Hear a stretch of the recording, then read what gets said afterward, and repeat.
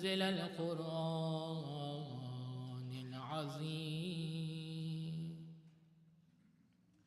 ورب الملائكة المقربين والأنبياء والمرسلين. اللهم إني أسألك بوجهك الكريم وبنور وجهك المنير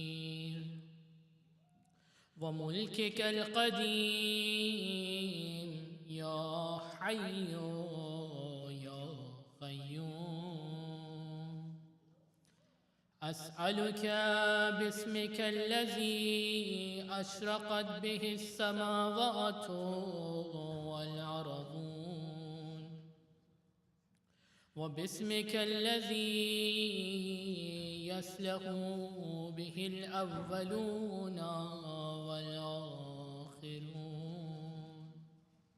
يا حيان قبل كل حي، ويا حيان بعد كل حي، ويا حيان حين لا حي، يا محيي الموتى ومميت الأحياء، يا حي لا إله إلا أنت. اللهم بلغ مولانا الإمام الحادي المهدي القائم بأمرك صلوات الله عليه وعلى آبائه الطاهرين عن جميع المؤمنين والمؤمنات في مشارق الأرض ومغاربها، ساحلها وجبلها وبرها وبحرها، وعني وعن والدي من الصلوات زنة عرش الله ومداد كلماته وما أحصاه علمه وأحاط به كتابه. اللهم إني أجدد له في سبيحة يومي هذا وما عشت من أيامي أحدا وأقدم، وبيتا له في عنقي لا أهول عنها ولا أزول أبدا. اللهم جل من أنصاره وأعوانه والذابين عنه والمصارعين إليه في قضاء حوائجه والممتثلين لأوامره والمحامين عنه والسابقين إلى إرادته والمستشهدين بين يديه. اللهم إن حال بيني وبينه الموت الذي جعلته على عبادك حتما مقضيا فأخرجني من قبري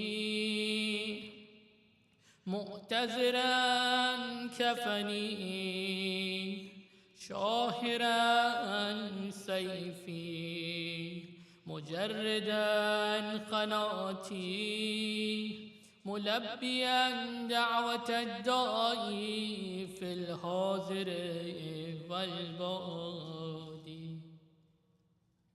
اللهم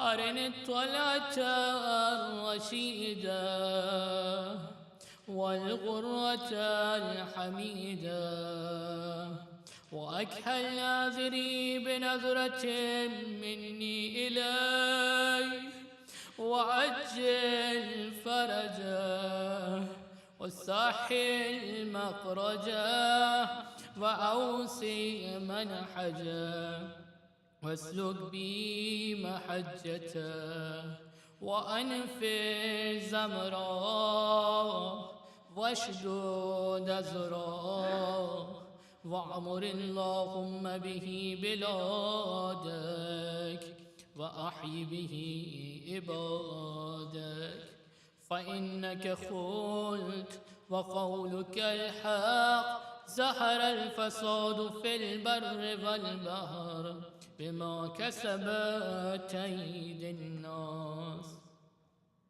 فأظهر اللهم لنا وليك وابن بنت نبيك المسمى باسم رسولك صلى الله عليه وآله وسلم حتى لا يسفر بشيء من الباطل إلا مزقه ويحق الحق ويحققه واجعله اللهم مفزعا لمظلوم عبادك وناصرا لمن لا يجد له ناصرا غيرك ومجددا لما قتل من أحكام كتابك ومشيدا لما ورد من أعلام دينك وسنن نبيك صلى الله عليه وآله واجعله اللهم ممن حسنته من بعث المعتدين اللهم وسر نبيك محمدا صلى الله عليه وآله برؤيته ومن تبعه على دعوته وارحم استكانتنا بعده اللهم اكشف هذه الغمة عن هذه الأمة بحضوره وعجل لنا ظهوره إنهم يرونه بعيدا ونراه قريبا برحمتك يا أرحم الراحمين العجل العجل يا مولاي يا صاحب الزمان العجل العجل يا مولاي يا صاحب الزمان العجل العجل يا مولاي يا صاحب الزمان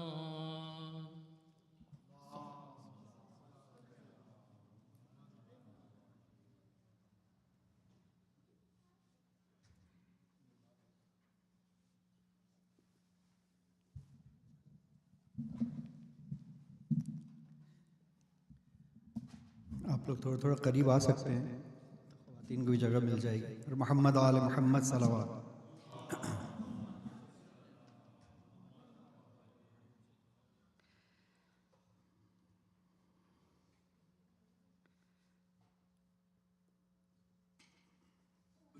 आज के दिन की मुनासिबत से एक दुआ है, छोटी सी दुआ है, फिर चंद अशार कसीदे के।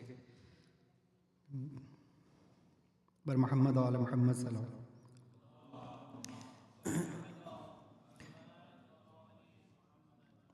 आप लोग भी सब इस दुआ में शरीक हो इंशाअल्लाह इमाम ज़माना के लिए। रौनक़े सुबह आ भी जा, ज़ीनत शाम आ भी जा, रौनक़े सुबह आ भी जा, ज़ीनत शाम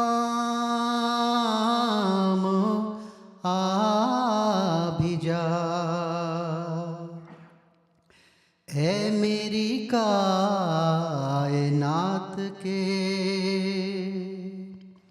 हुस्ने तमाम आबिजा फूल का हुस्न एक शाह चांद का नूर चार दिन गुलशने हस्त बूद के हुस्ने दवाम आबिजा गुलशने अहले बैत में ए गुले नरजिसो हसन पर्दाए गैब में निहा मेरे इमाम आबिजा पर्दाए गैब में निहा मेरे इमाम आबिजा। दुरूद भेजिए मोहम्मद वाले मोहम्मद।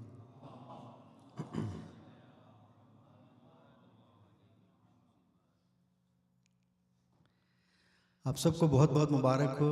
ईद का मौका है। चंद अशार सिर्फ और पढ़ने वाले माशा आज तो अब्बा जी से भी सुनना है हमने, तो आखिर में इंशाअल्लाह दुरूद भेजिए मोहम्मद आले मोहम्मद।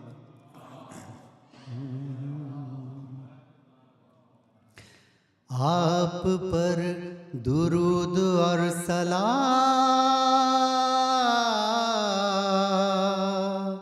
है मेरे इमाम, है मेरे इमाम, सब मिलके है मेरे इमाम, है मेरे इमाम। आप पर दुरूद और सलाम है मेरे इमाम, है मेरे इमाम, है मेरे इमाम। बस यही सदा है सुबह शाम है मेरे इमाम, है मेरे इमाम, है मेरे इमाम, है मेरे इमाम। आ रहे हैं आप, चल रही है ये खबर, खानाए खुदा पे है टिकी हुई नजर, खानाए खुदा पे है टिकी हुई नजर। सज रहे हैं रास्ते तमाम है मेरे इमाम, है मेरे इमाम, है मेरे इमाम, है मेरे इमाम, है मेरे इमाम, है मेरे इमाम। दो जहां की बादशाह तेरी जात है, तू है उसका हाथ जो खुदा का हाथ है, तू है उसका हाथ जो खुदा का हाथ है। तेरे हाथ बैअतें तमाम है मेरे इमाम, है मेरे इमाम, है मेरे इमाम, है मेरे इमाम। इसलिए तुम्हारा इंतजार है शदीद,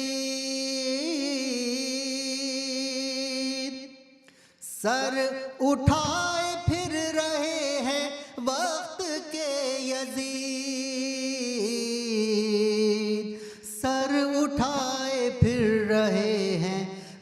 वक्त के यजीद, आके उनसे लीजिए इंतकाम। ऐ मेरे इमाम, ऐ मेरे इमाम, ऐ मेरे इमाम, ऐ मेरे इमाम। खानाए खुदा को कैद से छुड़ाइए,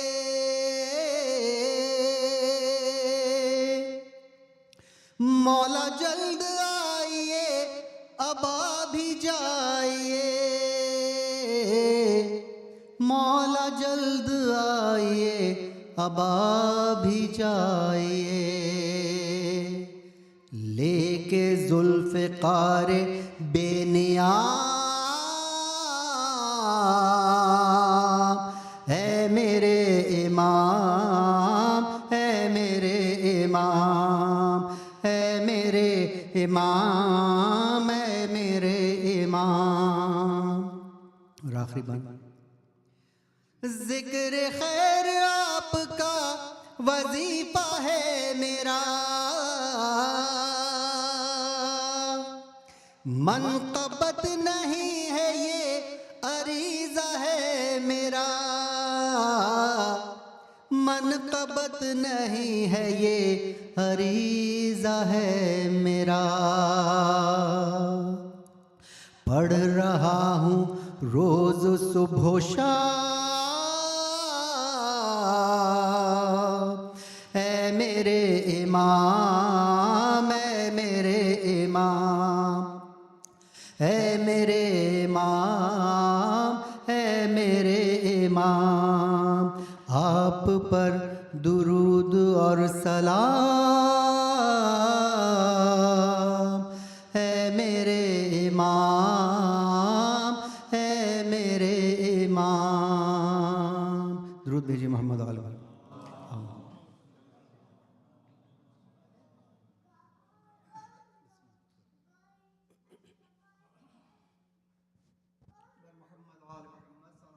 अल्लाहुम्मा सल्ले अला मोहम्मद व आले मोहम्मद।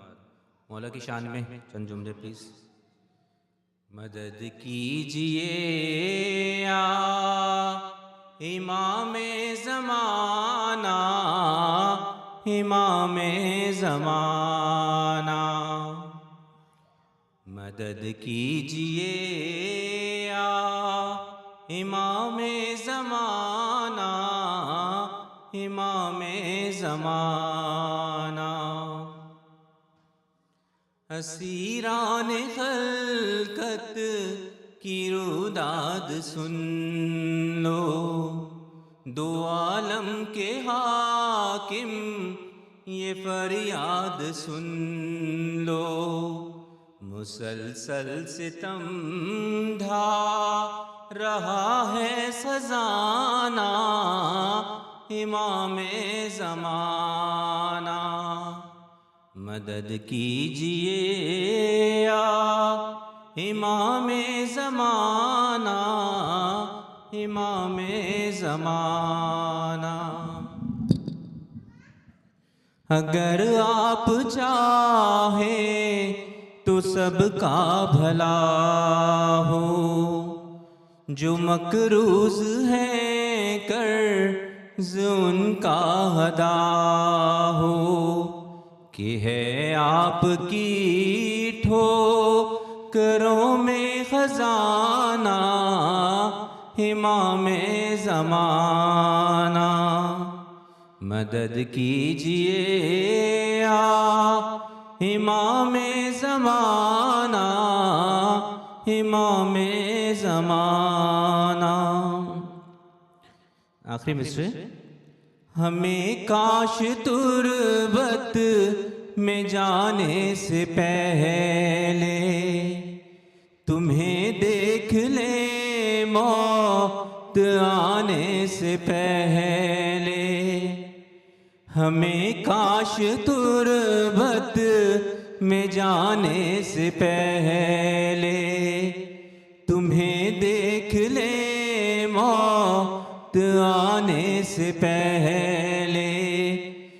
भला जिंदगी का है कोई ठिकाना, इमाम ज़माना मदद कीजिए इमाम ज़माना, इमाम ज़माना। दरूद वाले मोहम्मद पर।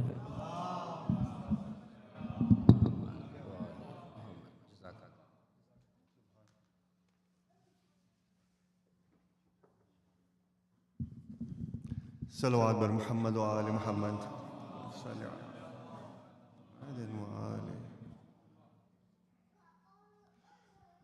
हाल गम सुनाएंगे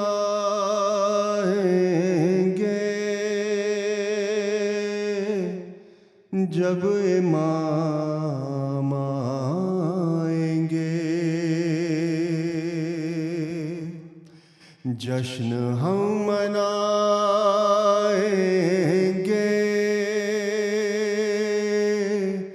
जब इमाम आएंगे।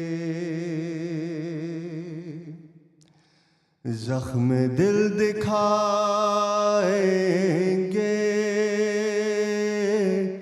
जब इमाम आएंगे। ज़ख्म है अभी ताज़ा मक्का और मदीना के, शाम कूफा करबो बला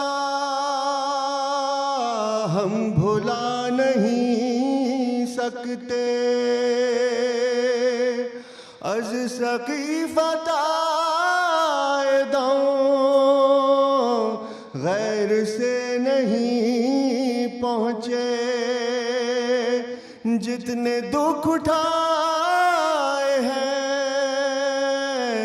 हमने कलमा गोयों से, एक एक चुकाएंगे, एक एक चुकाएंगे जब इमाम आएंगे। जश्न हम मनाएंगे जब इमाम आएंगे। शक है जिनको अल्लाह के अदल और अदालत पर,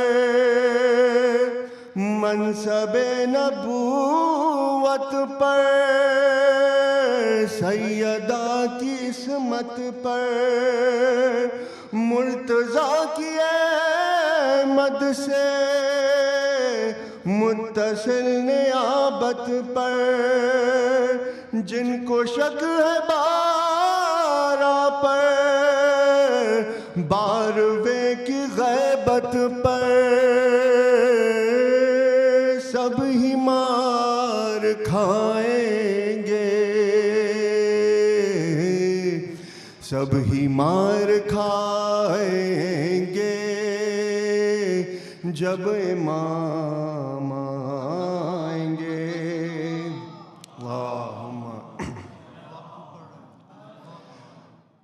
ये अगला बंद है उस्ताद का ही लिखा हुआ है, इसमें से कुछ अशार मैंने ऐड किए हैं। दुरूद पढ़ने पर मोहम्मद वाले मोहम्मद। अल्लाह जल जो कहते हैं आ गए तो क्या होगा,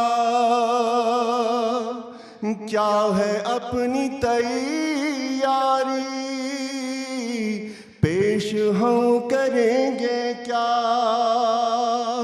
झूठे खुदाओं से डरते हैं उनसे हम लड़ेंगे क्या,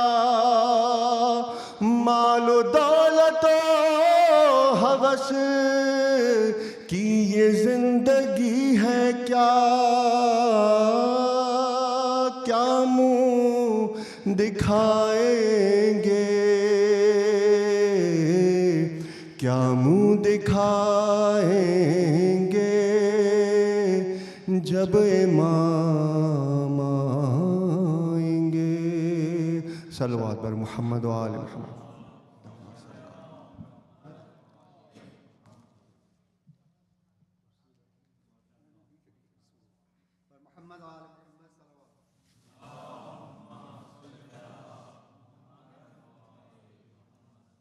एक मरतबा और सलवात पढ़ लो। अल्लाहुम्मा सल्ली अला मुहम्मद। दो शेर इमाम ज़माने की शान में। मैं तो चाहत लहूर की है न बाग़े जिला की है। चाहत लहूर की है न बाग़े जिला की है। हसरत है दीद की तो इमाम ज़मा की है। और हरगिज़ न फूल की न किसी गुल सिता की है। खुशबू जहाँ में सिर्फ इमाम निहा की है।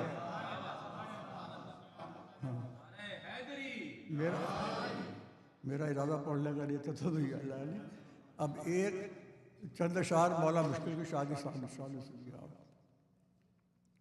वो मिंबरे सिलोनी का नादिर अदीब हैं मौला। वो मिंबरे सिलोनी का नादिर अदीब हैं। बख्शी है जिसने दी को शिफा वो तबीब हैं। क्या वो मिंबरे सिलोनी का नादिर अदीब हैं। बख्शी है जिसने दी को शिफा वो तबीब है। दस्ते खुदा ज़ुबान खुदा चेहरे खुदा यदुल्लाह ताला। दस्ते खुदा ज़ुबान खुदा चेहरे खुदा। क्या क्या हसी फजीलतें रखते हैं मुर्तज़ा। अब एक थोड़ा बंद एक छोटा जनाब फातिमा की शान में। खुशरू खुशरू सखी उनकी अब देख सुने कितनी एक बंद में 12 सिफा। खुशरू सखी वो जान दिलो रूह मुस्तफ़ा। वो खुश सिफात दुख्तरे पैगम्बरे खुदा। परहेजगार और सना खाने किबरिया। और मिसरा सुनिए। हैं गौहरे अनमोल रिसालत के सदफ का। रोशन चराग राह हिदायत हैं फातिमा। रोशन चराग राह हिदायत है फातिमा। और हम सर जनाब शाह विलायत हैं फातिमा। सलवात पढ़िए अल्लाह।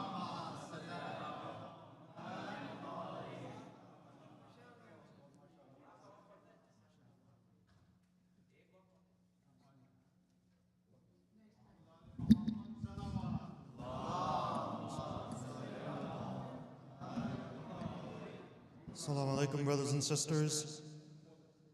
We would like to congratulate all of you on the occasion of the birth of the Imam. Brothers, please move forward and to this side. Please recite a Surah Al-Fatiha for our marhumeen. Please remember the Shuhada of Islam.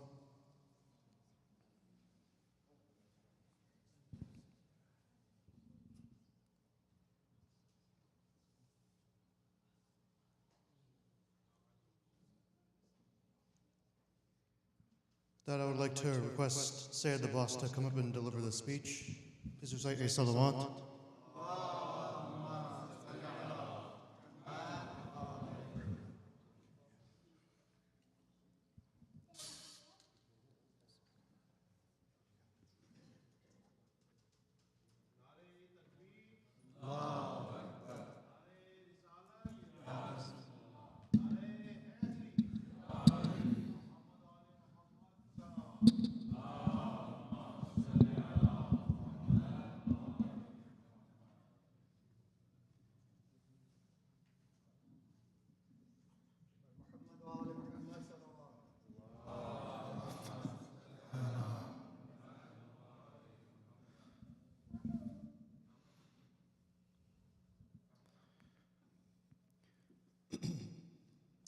بسم الله الرحمن الرحيم الحمد لله رب العالمين والصلاة والسلام على أشرف الأنبياء والمرسلين سيدنا ومولانا أبي القاسم المصطفى محمد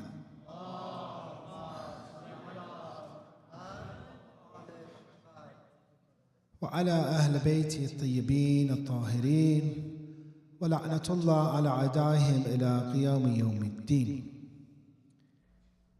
I'm very honored to be here to celebrate and have jasht for the wiladat and birthday anniversary of the savior of humanity, of our Imam, the 12th Imam, Imam Mahdi Ajallah Ta'ala Farajahu Sharif.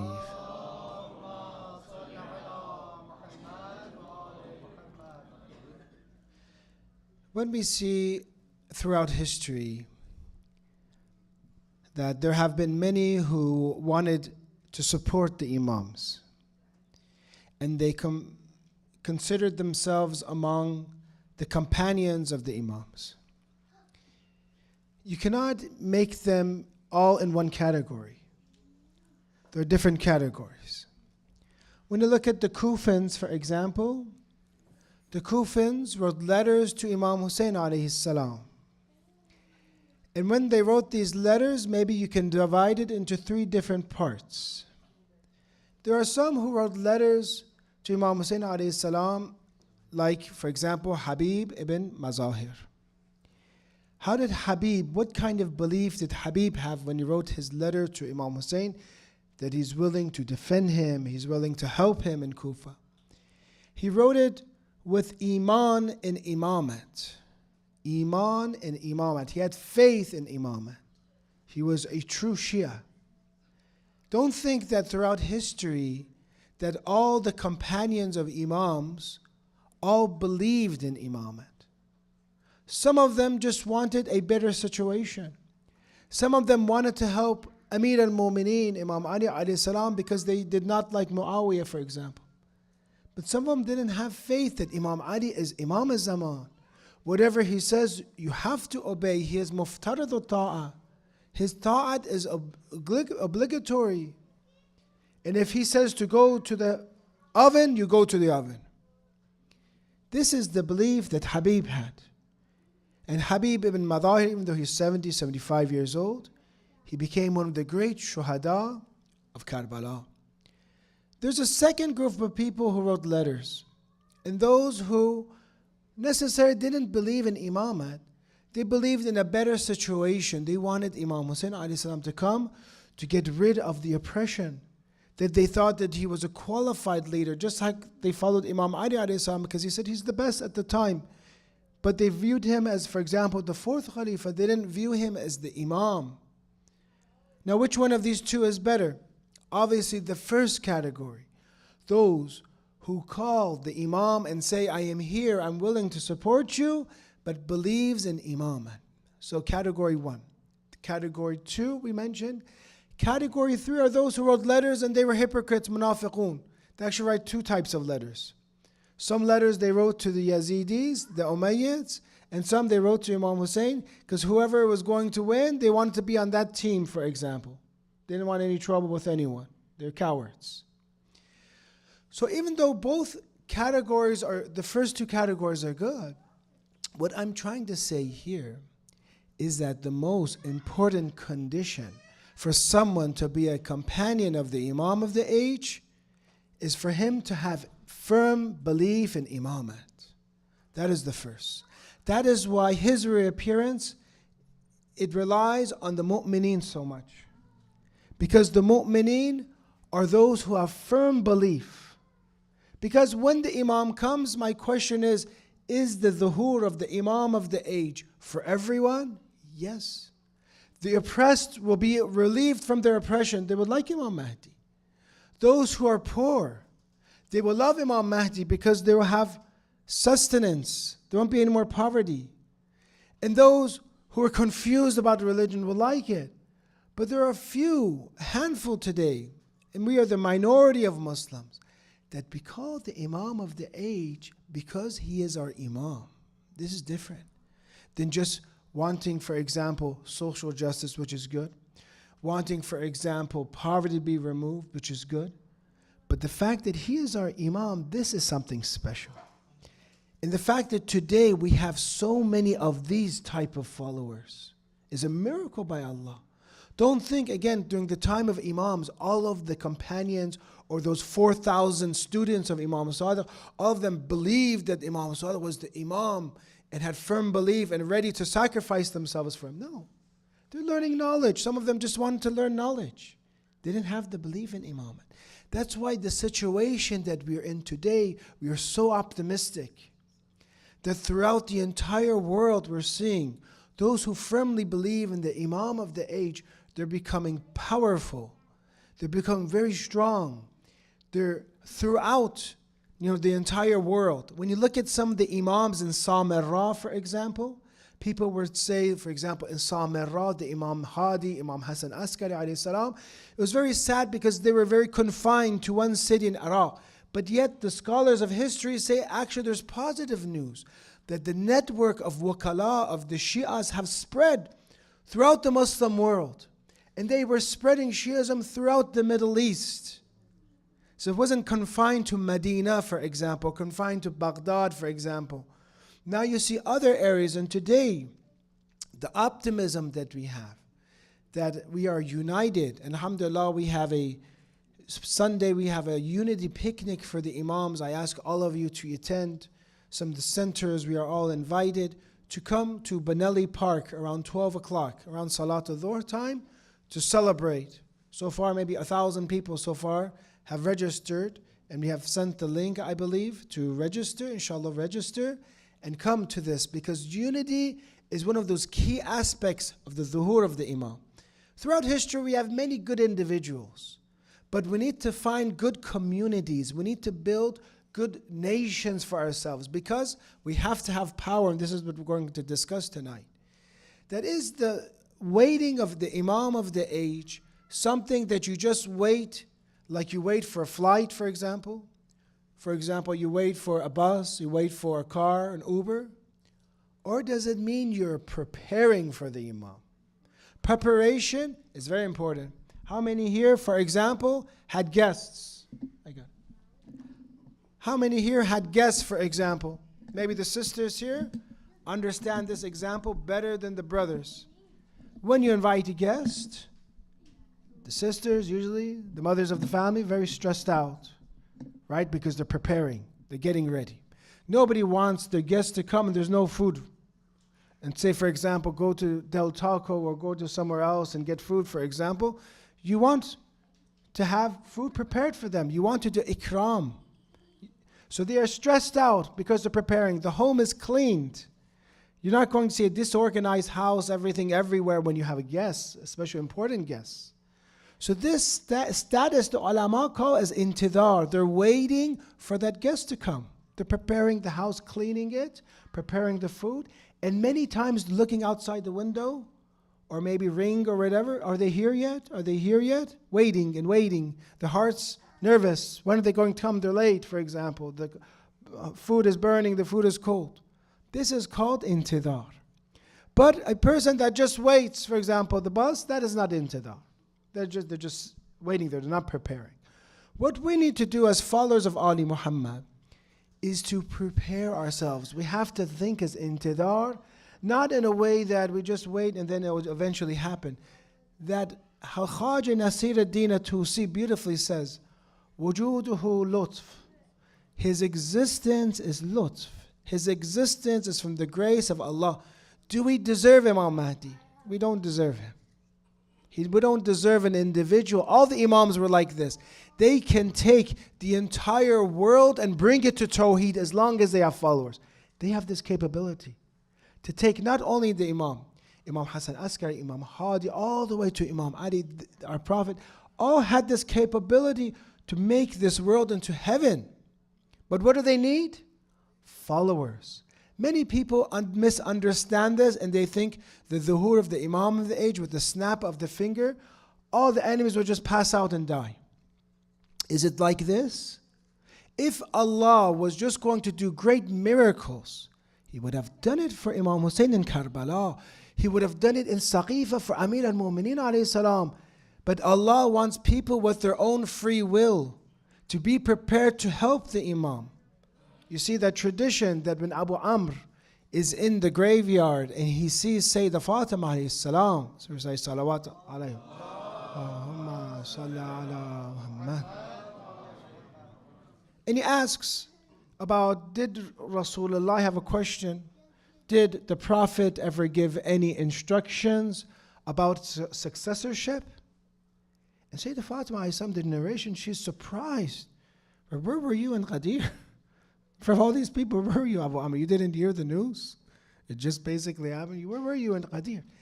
Then he says, فَمَا قَعَدَ عَنْ حَقِّهِ. Why did he sit down from his right? If this was his right, why did he sit down? And Sayyidah Fatima, the tradition has, it says, مَثَلُ الْإِمَامِ كَمَثَلُ الْكَعْبَةِ يُؤْتَى وَلَا يَأْتِي. The example of the Imam is the example of the Kaaba. You go towards the Kaaba doesn't come towards you. When you want to perform Hajj, I know in America people would love this, not to sign up in the website Nusuk. They would love to somehow pay lots of money and bring Kaaba here, and just in Ontario or something, just do the tawaf here. It's too hard. If we could, we would do that, but we can't. We have to become muhrim. We have to travel. We have to get the visa. We have to gather the funds.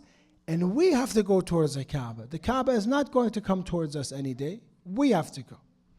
So the example of Imam Ali is the example of the Kaaba. The example of Imam Mahdi is the example of the Kaaba.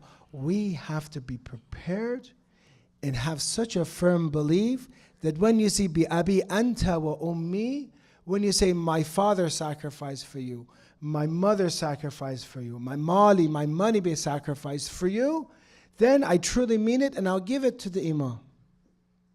If I'm not willing to give my time for the path of Imam Mahdi, I'm not willing to even give my khums, my 1/5 of my income to Imam Mahdi, how can I truly be preparing and can I say, bi abi anta wa ummi, my mother and father be sacrificed for you? So tonight we're going to be talking about Imamat and strengthening our belief in Mahdawiyyah. Brothers and sisters, one topic that I feel very important for us to study is Mahdawiyyah, Mahdism. Once I gave a course on this, about 60 lessons. I used a book that was published in Iran and made very easy. It was Durus, classes, 4 volumes on Mahdawiyyah. This book was divided into 4 sections. The first section that everyone needs to know about the Imam of the age is his name, his titles. For example, he is the son of Imam Hassan Askar alayhi salam. He is born. This is very important for us. What is the difference when you say the Savior will come, he will be somebody, will be born one day, or the fact you say he's here. He's here right now. You can talk to him. And many times he has saved you. You don't even know. You don't recognize him. The tradition has, he is like Prophet Yusuf alayhi salam. His brothers didn't recognize him. They saw him, they didn't recognize him. Many times we might have seen the Imam. Many times we have been saved by the grace of the Imam. We don't know. We're not supposed to know. So therefore, the first part of Mahdawiyyat or Mahdism is information about who the Imam is, what are his titles. Some of the titles that Imam Ali alayhi salam gives him are very heartbreaking for us. Al-Warid, Al-Tarid, Al-Sharid, for example. Tard, maybe you have an order as well in Farsi. Tard means someone who has been pushed off. He's been pushed off by society. Wahid means what? Someone who's all alone. Question for you. If Imam Mahdi comes, and he will eventually come, and the Shia and followers are not willing to sacrifice for him, what will happen? Another Karbala would happen. Another Karbala would happen if we are not prepared. So this is the sad part of Mahdawiyyat. At the same time, we're happy that we're celebrating, but this means that how hundreds of millions of Shia we have, we're not prepared enough, not ready enough. So we have to have power. What does power mean? The ability to change things, the ability to influence things. We need to have power when it comes to security. We need to have power when it comes to economics. Sometimes you see some nations, they force another nation just because of their economic power. We need to have cultural power. What is cultural power? That your culture dominates so much that everyone wants to be like you. Everyone wants to watch movies about you. Everyone wants to listen to things in your language, in your culture. But we are not dominating now, but alhamdulillah, we are growing, we are changing. So therefore, this is the first part of Mahdawiyat, is his names and titles. This is the one I want to give a few verses of Quran, a few ahadith. Question for you tonight. How many verses do you know about Imam al-Zaman in the Quran? How many verses are in the Quran about Imam al-Zaman? Do you know one of them, for example? This is to study these verses of Quran, study the tafsir, and directly they talk about the Imam. I'm going to mention one of them, which is very beautiful, and it even talks about the goals that Imam Mahdi Ajala Ta'ala Farjah Shaykh has. وَإِذَا اللَّهُ الَّذِينَ آمَنُوا مِنْكُمْ وَعَمِلُوا الصَّالِحَاتِ لِيَسْتَخْلِفَنَّهُمْ فِي الْأَرْضِ كَمَا اسْتَخْلَفَ الَّذِينَ مِنْ قَبْلِهِمْ 24:55.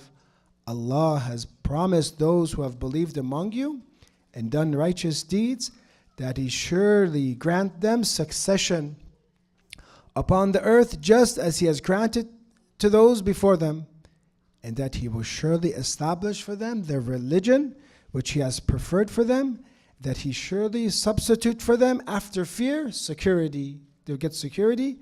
Then Quran says, يَعْبُدُونَنِي لَا يُشْرِكُونَنِي بِشَيْئًا.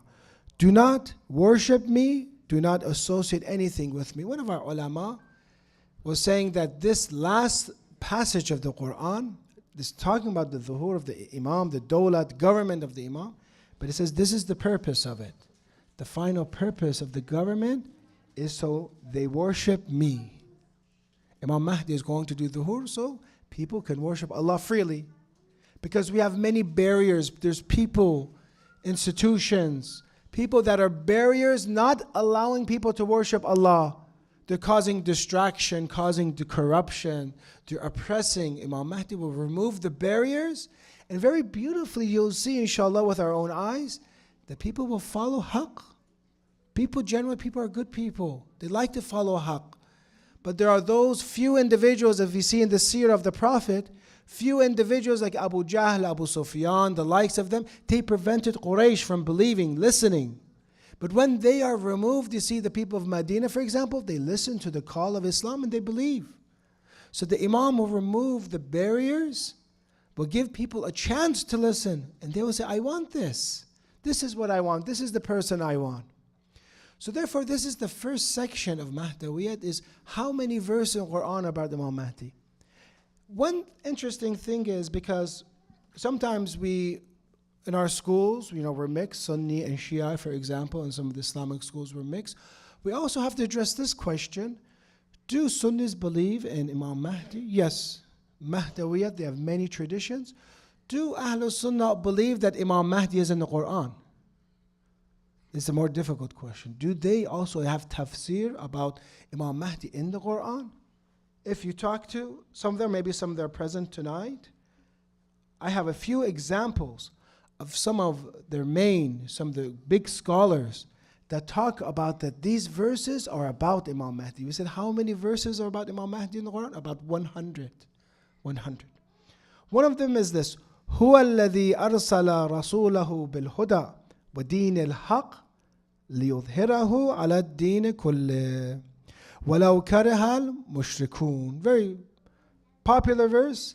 He is the one who has sent His messenger with guidance and the true religion to make it prevail over all religions. That Islam will one day prevail over all religions.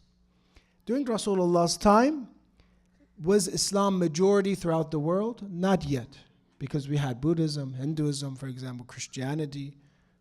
In Arabia, yes, it dominated, but not throughout the entire world. But this is what Qurtubi, a very famous Sunni commentator, says this verse, is about the victory of Islam over other religions, will occur during the rise of the Mahdi. Qurtubi says. this will happen when Imam Mahdi. Mean he will do something that nobody else in history ever did. All the continents, he will conquer all the continents. We don't have in history someone who conquered the world. We had Prophet Dawood, Prophet Sulaiman, great kingdoms. But did they control the entire earth? No. Even when you go to evil individuals, and you see no country, no nation ever controlled the entire earth. But Imam Mahdi will do something that no human will do. And that Islam will prevail over all. Even today, Islam is not the most popular or major in terms of numbers religion. Christianity is more than Islam. But during his time, Islam will be the first. So he says, this is about him.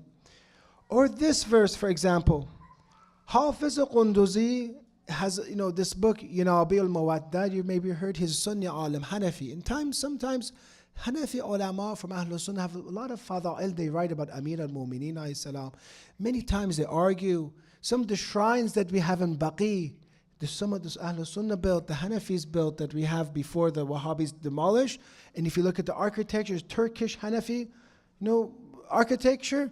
He says, for example, when it comes to this verse, "I'lamu anna Allah yuhyi al-ard ba'da mawtiha." Know that Allah revives the earth after its death. After death of the earth, there will be life again. And he says this, Allah will bring it to life through, I'm changing the word, Al-Mahdi. Allah will give life again through Imam al-Zaman, who will establish justice in it. Thus, he will revive the earth through justice after its death due to oppression.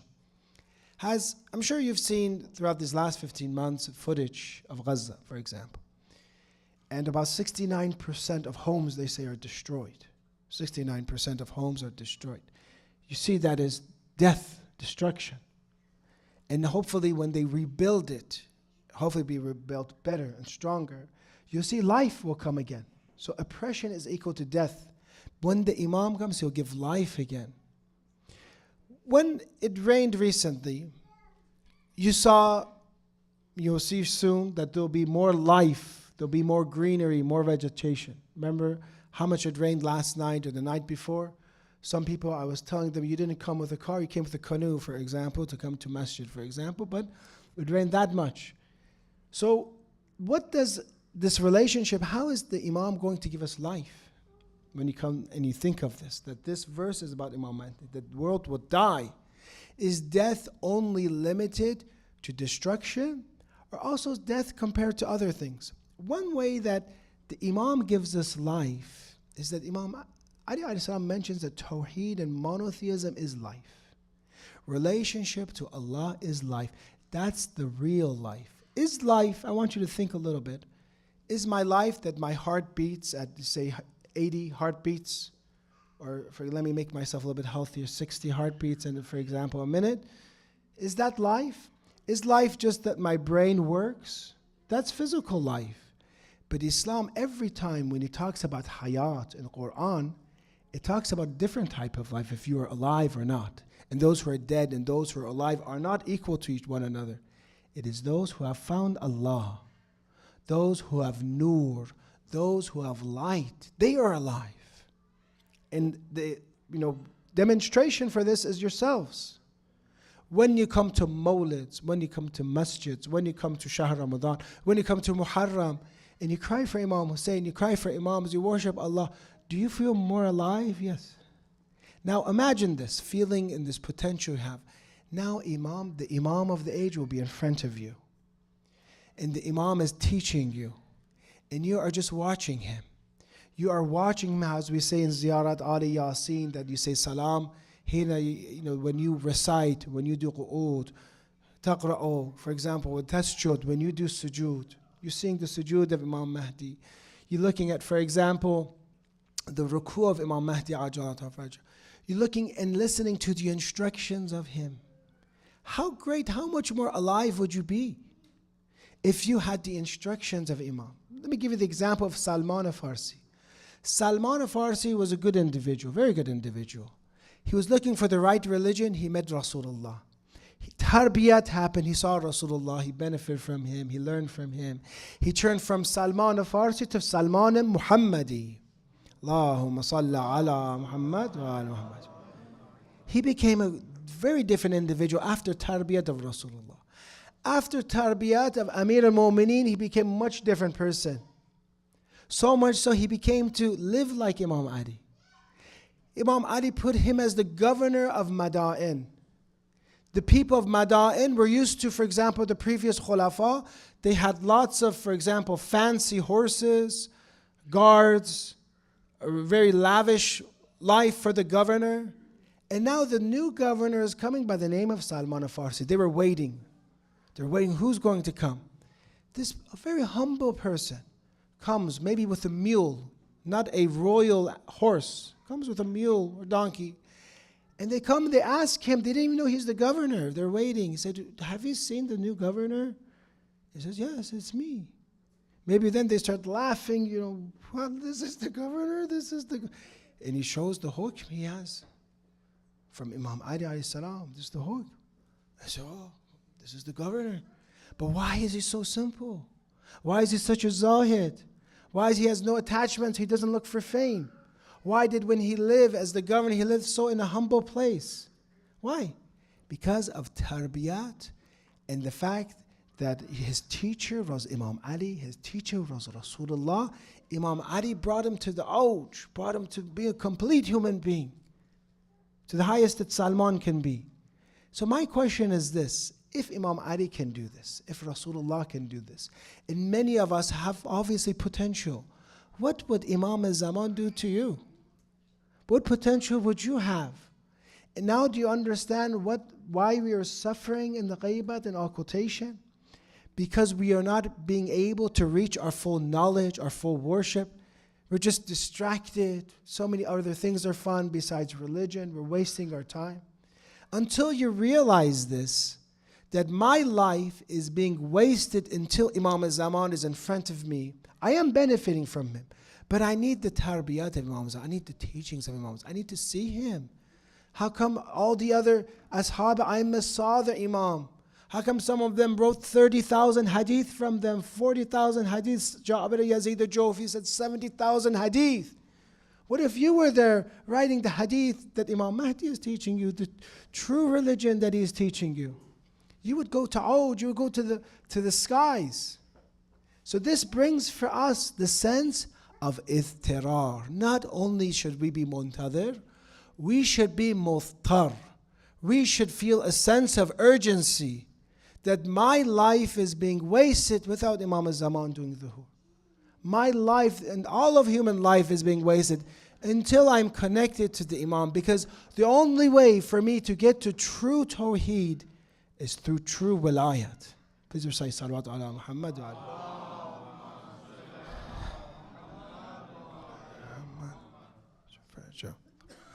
So therefore we see that this is the first aspect of Mahdawiyat, is the aspect that you study his names, you study his titles, you study the verses of Quran about him. Quran mentions about the life having death, and then having life afterwards. Earth having death, being dead, and then it became life afterwards. The other aspect of Mahdawiyat, it says besides those hadith we have, maybe we have about 700 hadith, 800, almost 1,000 hadith about Imam Mahdi. Shia have it, Sunni have it. Very interesting, they share also with us hadith that he is going to be from the son of Fatima alayhi salam, he's being from the son of Imam Hussein alayhi salam, that then when he does duhur, Isa who was a prophet, Jesus who was a prophet, who also they believe is alive. Interesting point here is, why do you question us? We say our Imam is alive. Don't you say Prophet Isa alayhi salam is alive? You also believe that he is alive right now. But Prophet Isa, who is part of the prophets of Ulul Azm, who gives life to the death, when Imam Mahdi comes, they have tradition that he will lead the salat. Imam Mahdi will lead the salat. Can someone who is less qualified lead salat when someone is more qualified? No. The afdal has to do salat. So that is why Ibn Hajar Asqalani looks at this tradition and says, oh, well, look, there is this person by the name of the Mahdi. He does salat in front of Isa alayhi salam. This shows that the land must always have a hujjah. The land must always have a proof of God.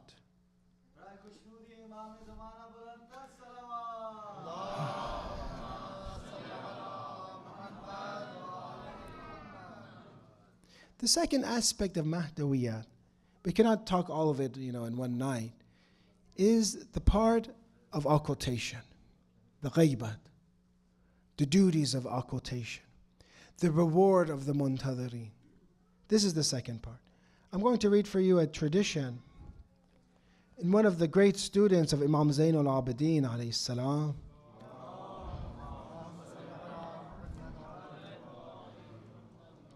That was one of my favorite hadith when it comes to occultation and ghaybat.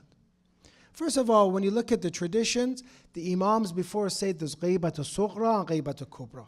This happened before Imams taught us the traditions. Because ghaybat al-sughra, that minor occultation, which starts in 260, for example, that is when the world is being prepared for ghaybat al-kubra, so for the final occultation. That is where the Imam of the age has nawab, has representatives, that they would take letters. People would write, for example, the first is, for example, Uthman, for example, Muhammad ibn Uthman or Uthman ibn, somebody I believe, I forgot right now, but we have the first, for example, representative, that they would take letters from the Imam, and then they would take these letters and they would get answers, and they would call these tawqi'at, for example. And these tawqi'at, because they would be stamped, and the Imam would give answers, and these individuals, for example, the first of them was Uthman, the second, for example, was Muhammad, the third of them was Hussein ibn Ruh, for example, or Ali ibn Muhammad, that somebody was the fourth, and each one would pass away, the next one would become one. And there was still a way for people to communicate with the Imam. They would send in their questions, they wouldn't see, but they would send in their question. This was ghaybat al-sughra. Then it would, after the last of them died, they said, the Imam mentions that the new occurrences, for example, al-waqa'a, for example, ahadith al-waqa'a, farju ila man rawat ahadithana. Go towards those who tell us our narrations, the fuqaha. Go to them. So during this time period of the minor occultation, there is still a representative that can say Imam Mahdi wants this. But after that, nobody can say Imam Mahdi directed this, Imam Mahdi wanted this. But this tradition that we have, his name is Uthman ibn Sa'id al-Amri. Uthman ibn Sa'id al-Amri was the first, and Muhammad ibn Uthman Sa'id al-Amri was the second. And they were companions of Imam Hassan Askari alayhi salam. So the tradition has this about the time of occultation. Ya Aba Khalid, inna ahla zaman ghaybatihi al-qa'ilina bi-imamatihi wal-muntadhirina li-dhuhurihi afdalu min ahli kulli zamanin.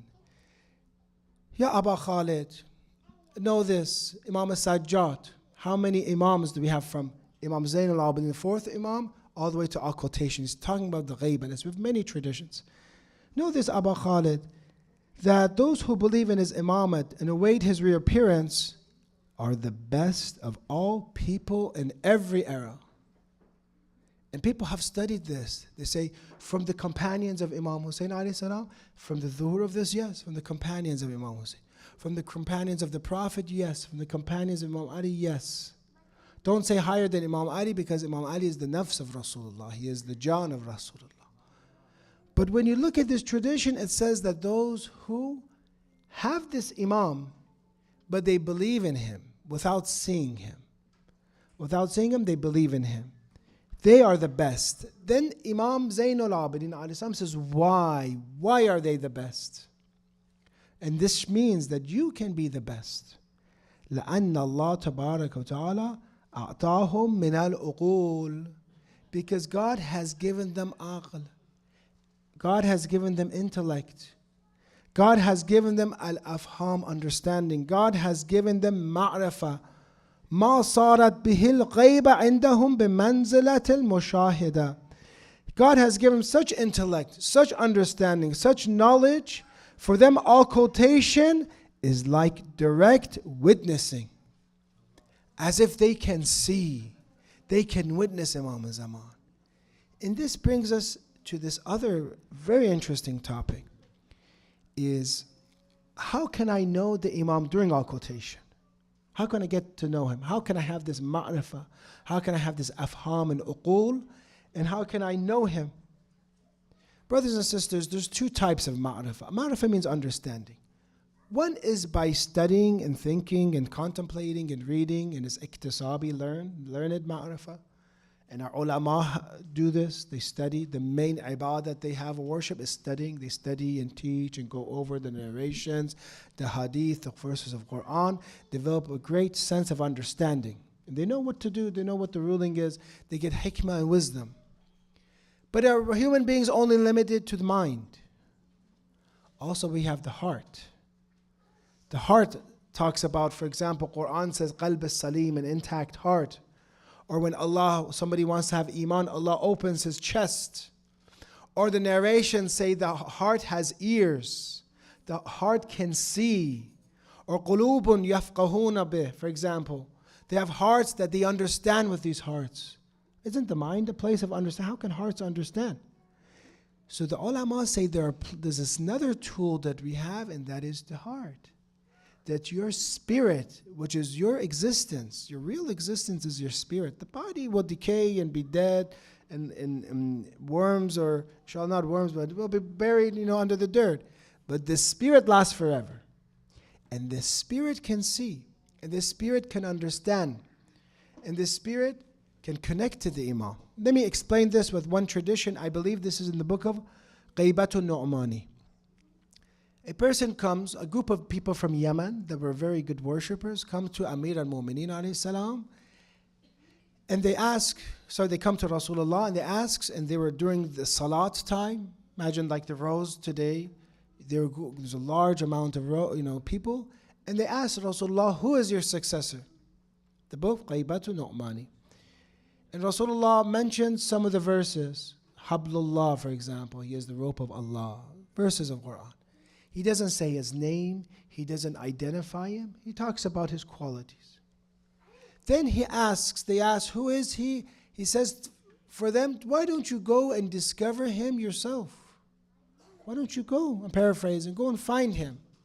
How can they find when they don't have any? You want to find someone, you have to have, for example, how does he look like? What is he wearing? None of that. Go and find him yourself from your heart. Go find him from your heart. Can this be done, you think? Have you ever gone to a holy place, Imam Zadeh, or the place of the Imam, and you feel different? You say, somebody great is here. I feel much different. Someone is a great individual. It just smells different. I feel as if I'm in heaven. I'm in another world. This happens to you, right? So the more somebody worships, the more this ma'rifah increases in them. This is called ma'rifatul imam bin nuraniyat. That you can know Imam with nur of the heart. So they go walking and walking and walking through the ranks, and they feel somebody, they see somebody that is different than all others.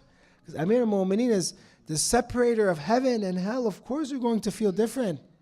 When they wanted to see children that are legitimate birth, they would test them, and if they would hug Amir al-Mu'mineen and say that he's halal zadeh, for example.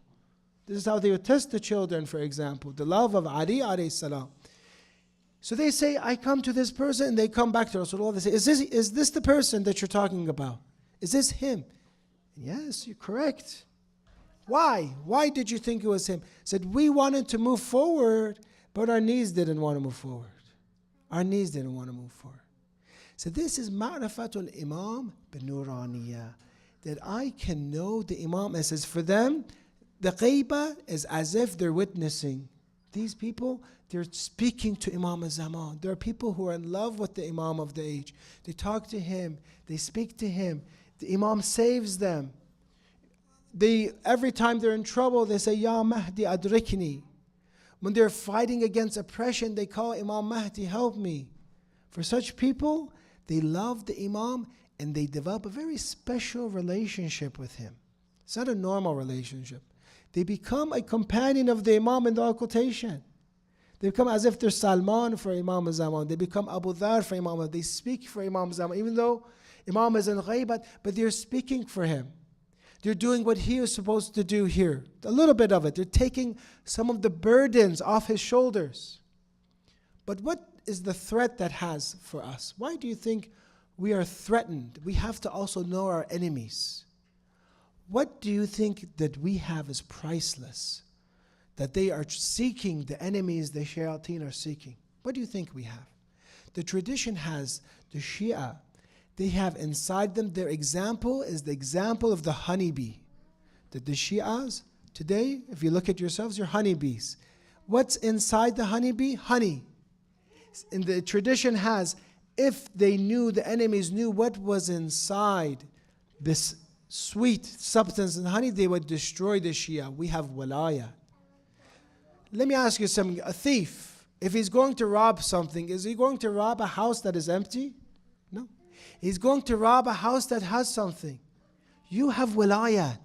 That's why shaitan is after you the most. So that you don't uprise, that you don't become very, very good and help Imam Mahdi. Because what would happen if this happens? Shaitan will be defeated. One of the tradition has that who is qatalu Iblis, who will kill Iblis? It is Imam Mahdi in the tradition. So shaitan is very careful. And after these thousands and Satan, thousands of years living here, he knows that their danger is the Shia, the followers. They have wilayah. They have something. I have to make sure, for example, their ladies do not wear proper hijab, for example. I have to make sure the men, when they go and do business, it's haram business. So they bring luqma that is haram. So the future of the Shias, and this is a tradition. He comes, Zurara comes to Imam Sadiq alayhi salam and says, why is it in the marketplace of the Shia, sometimes you see, for example, that there's more corruption. But in those who are not Shia, you see less corruption. The Imam answers that the shaitan is watching you, is looking at you and your friends. Why? Because we, again, this goes back to the beginning of my khutbah, that when those who sent letters to Imam Hussein, those who sent letters with the belief in imamat, those were special letters. Those were like the letters of Habib. So it is up to us, in this part of occultation that I'm mentioning, that we have to be alive. We have to work hard. You have to know the dushman and enemy, that they have plans for you. They have to make sure, and today, you see, unfortunately, there are some that are figuring this out, and they're saying, they really don't like Islam, but especially they don't like Shia Islam. Now they're feeling threatened by this because they know the reality. Shia Islam means what? Connected to Imam Mahdi. It means connected to the Savior.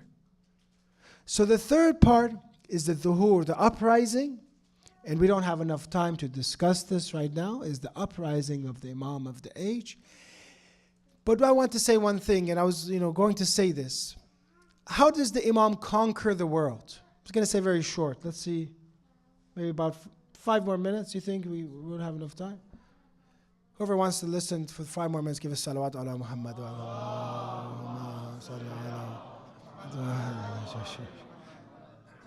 How will the Imam conquer the world? We have many different conquerors. Remember, Rasulullah, he conquered with friendliness, with happiness, with being very nice to people. And they looked at the message, which was basira, which was knowledge, was intellectual. The knowledge of Islam, tawheed, monotheism. For a polytheist, it makes great sense. Rasulullah was the most compassionate because the tradition has that we, Ahlul Bayt, our imara, for example, our government comes from rifq, Imam Sadiq alayhi salam says, with compassion, with friends. But our enemies, they rule with the sayf, with the sword. And you look at the conquest that happened after Islam, Rasulullah, you see the conquest a lot of times were with the sword. That Imam Ali alayhi salam, he didn't have, they had to get permission for jihad al-ibtidai to have a attack first, you have to have permission from the Imam. You see, in many times, Imam Ali AS did not himself take place in these. Actually, there's tradition that is quoted from Imam Ali alayhi salam that he says, لا يخرج المسلم في الجهاد مع من لا يؤمن على الحكم. A Muslim should not go out for jihad with someone who is not trustworthy in judgment. He would tell people, don't go out in this type of jihad for them. And he told them, do not go. وَلَا يُنْفِذْ فِي الْفَيْءِ أَمْرُ اللَّهِ عَزَّ وَجَلَ. And do not go with someone for jihad who does not implement Allah's command regarding war spoils. They don't separate it correctly. They don't do khoms, for example. Do not go with them. So Imam Ali salam, his mission was completely different. And if you look at his life, the way that the Imam spread Islam, or the way that Imam Ali was in the battlefield, was it in a way that he would kill anyone that was in front of him? Giving you one example from the book of Furu' al-Kafi. Once a person came to Imam Ali, they were battling, hitting swords possibly with one another. Maybe Imam Ali alayhi salam had another sword, maybe he didn't. But Imam Ali breaks the other person's sword. He breaks his sword. The person knows he's talking to the most generous of people, fighting the most generous, because back then there was one-on-one battles. And he asked Imam Ali salam, he liked his sword. He says to him, why don't you give me your sword? And what should Imam Ali alayhi salam do? Should he give him his sword? Because this is a polytheist. He's fighting against Islam. Imam Ali always is Abul Ajaib. He's the father of wonders. He does something that nobody else would do. He gives him his own sword.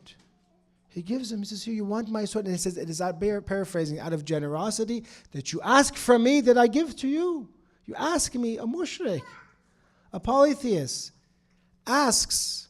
We as Shia, followers of Amir al-Mu'min, sometimes we don't ask enough. We don't ask with yaqeen. The polytheist asks and he gets the sword of Amir al-Mu'mineen alayhi salam. But when he gets the sword, he is baffled, amazed. And he's wondering, what happened? Nobody does this. He falls to the feet of Imam Ali. And he knows that this is what the righteous and this is what those who have Iman do. And he becomes a Muslim then. Imam Ali wins his heart without the sword. He becomes a follower of Imam Ali. So this is the grandfather of Imam Mahdi. The grandfather of Imam Mahdi is Rasulullah. The way that Rasulullah, Imam Ali fought in that defense they had was with compassion and mercy. Imam Ali didn't need a fast horse to attack people that were running away. Imam Ali didn't need a fast horse to run away because he would never run away from someone. He would never chase down someone.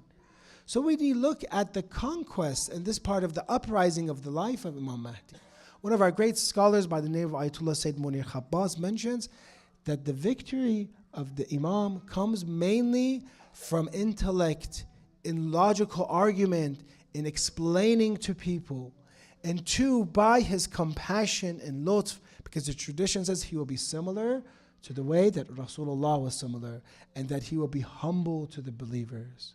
Yes, there will be those who are a barrier, those who resist, those who are going to cause corruption, yes. The Imam will come and remove them, annihilate them, yes. But generally speaking, from this great scholar of Sayyid Munir Khabbas in the book of The Weighted Savior, he's a faqih, a jurist, he says that it is through argument. He comes to the leaders of the Jews, leaders of the tradition, and leader of the Christians, and he shows them their own books, and he shows them what is wrong, and he argues with them.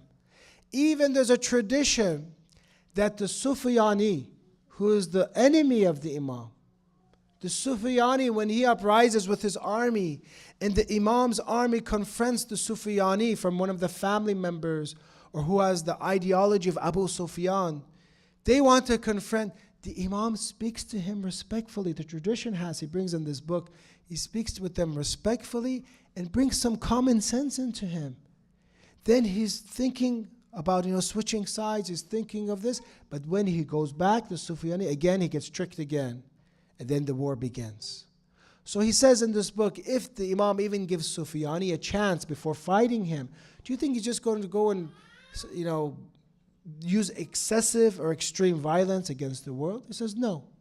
Those are to remove the barriers. Those are actually, in the tradition has, those whose forehead are bruised from sujood. He uses the sword against them. Those whose forehead are bruised. And they come to Imam Mahdi, they're very religious, and they say, "Oh, son of Fatima, we do not need you.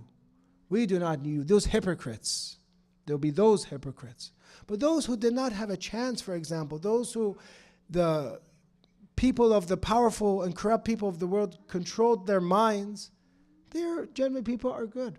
Inshallah, they will believe. So that is the third part, which is the uprising. And the fourth part of Mahdawiyat, that we don't have time tonight, is the beautiful dawla, or beautiful government of the Imam. And read, there's a book from Ayatollah Najmuddin Tabarsi, it's in English, Tabasi, that he talks about the traditions, hadith over hadith. He analyzes how the dawla and government and how beautiful times will be after the Imam. How long will this take? How long will his government be? How security will be during that time? How the economy will be during that time? How religion will be during that time? And it will be heaven on earth, it will be beautiful. Even the relationship between human and animals, how will it be during that time? Human and nature, how will it be during that time? So therefore, we need to study more, inshallah, about the Imam in these two ways, from the mind and the heart. May Allah, inshallah, make us of the muntadhirin. I apologize for speaking too much and, bothering you and bothering your ears and your minds. We ask Allah to give shafa to all of those who are sick, inshallah, especially children. We ask Allah to bless the souls of our marhumin, especially those marhumin of those who have provided for tonight and who've participated and volunteered for tonight. We ask Allah to grant all of you your hawa'ij, whatever needs you have, because of the beautiful name of Al-Mahdi. Allah grant everyone's hawa'ij, inshallah, tonight. Those who are looking to become married, those who are looking for children, for example, those who are expecting to have, inshallah, very beautiful and faithful children, inshallah. Allah make us of the true companions of the Imam of the age, expedite his return with a salawat ala Muhammad wa ali Muhammad.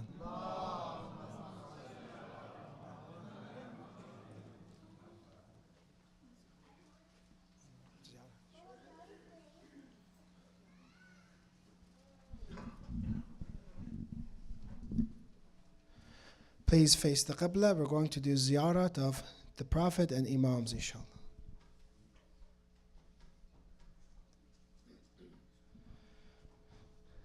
We make this ziyarat in salams. Salam is like a ziyarat in behalf of all of those who wish to be here, they're not here, and for all of our family members, our beloved who are not in this world anymore. We are representative of them. Assalamu alayka ya Rasulallah. Assalamu alayka ya khayr khalqallah. Assalamu alayka ya Safiyallah. Assalamu alayka ya Muhammad ibn Abdullah, Khatam al-Nabiyyin. Assalamu alayka ya Amir al-Mu'mineen, Ali ibn Abi Talib, Wasiya Rasulillah. Assalamu alayka ya Fatimatu, Sayyidata Nisa al-Alamin. Assalamu alaykum ya Sabti al-Rahma, wa Sayyidi Shabab Ahl al-Jannah. Assalamu alayka ya Ali ibn al-Husayn. Assalamu alayka ya Muhammad ibn Ali.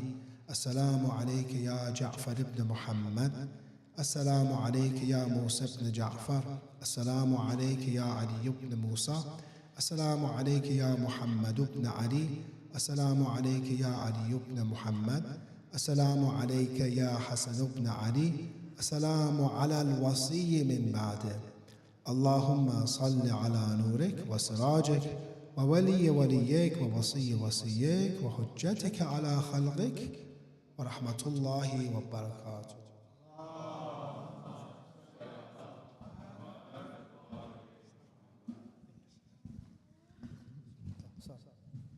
Brothers and sisters, the dinner will be served in a few minutes. Please stick around.